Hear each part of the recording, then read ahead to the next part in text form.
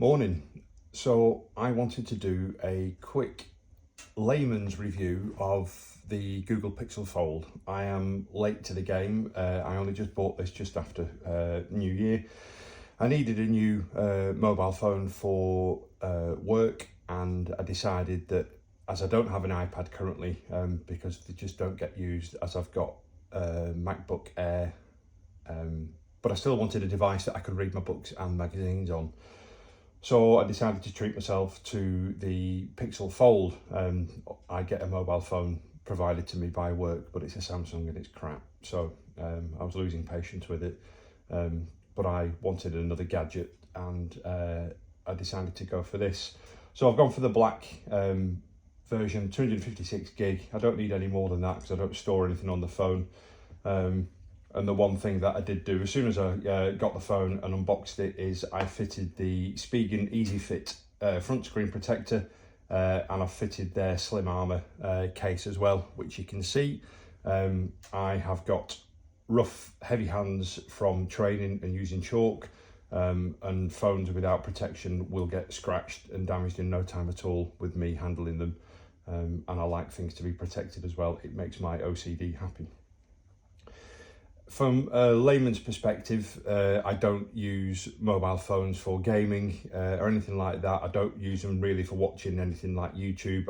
I watch all that via Apple TV on the main TV or on my Mac.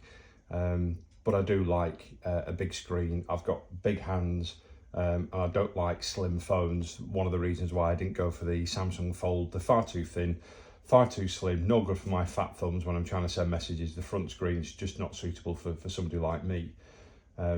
One thing that really impressed me when as soon as I took this out of the box and fitted the screen protector is just how big the front screen is. I'm recording this on my 14 Pro Max, so obviously that's a 6.7 inch, but the Google Fold just doesn't feel that much smaller at all. The width of it is brilliant. If I want to send messages and I'm using Texture, which I use for my SMS app, or I use WhatsApp, it's just brilliant. It's a great size. And it's really good for me for messaging, especially on my work phone when I'm sending a lot of messages to various people. So yeah, all in for that, very good.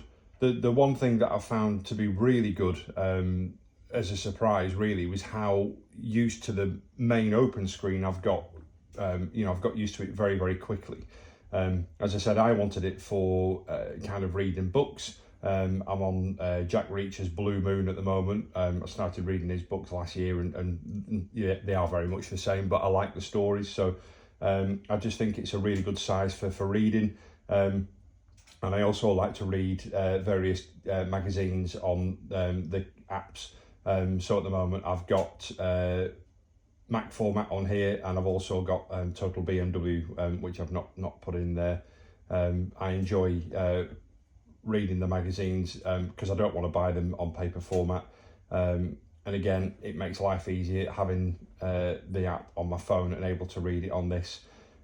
Really that was the only reason that I bought an iPad. As I said, I don't game, I don't use it for anything else, but I just thought I would like to have the capability of reading my books and magazines again.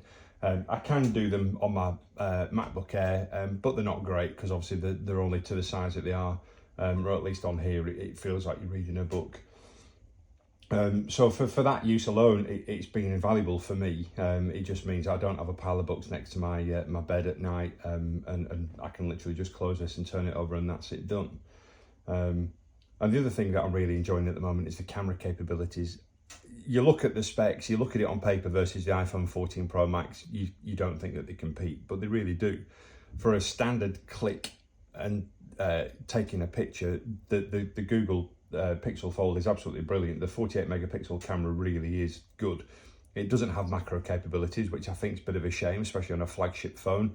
Obviously the iPhone will always beat it with close-ups, but for literally just a point and shoot capability, it's really, really good. It's really surprised me. I had the Google Pixel 7 Pro for a short while, which I thought was very, very good. My wife's got the Google Pixel 8, not the Pro, and that is obviously a very good picture taker. But the Pixel Fold, yeah, it does really well. And if you're worried about it not taking great pictures, then don't be. Unless you're a professional photographer or somebody who will really go in and nitpick every picture that you take, for literally, like I said, point and shoot picture taking, it's really, really good. And the fact that you can do the selfie, but on the main camera using the phone opened to do it that way is brilliant. It's great for when you're trying to take large group shots. You can obviously just set it up and walk away while the 10-second time is counting down, and then that's great. That's something that I actually really missed from the Samsung Galaxy Note capabilities. The last Note I had was the 20 Ultra, which I thought was probably one of the best phones that Samsung ever made. But being able to use that and using the S Pen as a communicator to the phone to take pictures from a distance was absolutely brilliant. I did try the Samsung S23, but just not for me.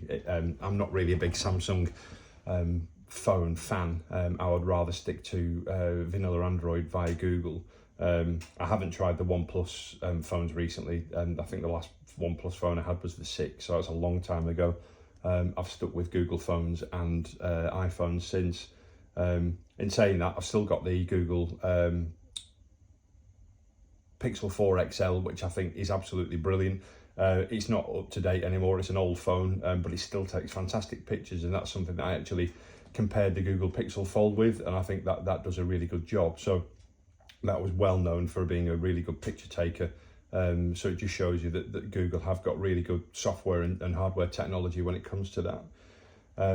But yeah, for an everyday user, I think it's a really good phone. As I said, I've got quite big hands, so the size of it doesn't bother me. Neither does it being in a case. I like my phones to be protected, especially when they're worth this amount of money. But it is a chunky phone. It is heavy, but it's not stupidly heavy. It's not something that I notice in my pocket, but I very rarely put it in my pocket, to be honest. It's either on my desk or in my hand, wherever I'm out and about. I've not picked up my iPhone. But yeah, it is not small, it is not lightweight, and if that's what you're looking for, then the Fold isn't the phone for you. But if you wanted a good phone that takes fantastic pictures, that's got a really good front screen, a really, really clever main screen on the inside, the size of it for those kind of capabilities, whether you want to game on it or whether you want to use it for reading books or magazines, then I can wholeheartedly recommend it. It's a brilliant device. And the prices are dropping now. I got this for just under £1,000 off eBay UK from a business reseller.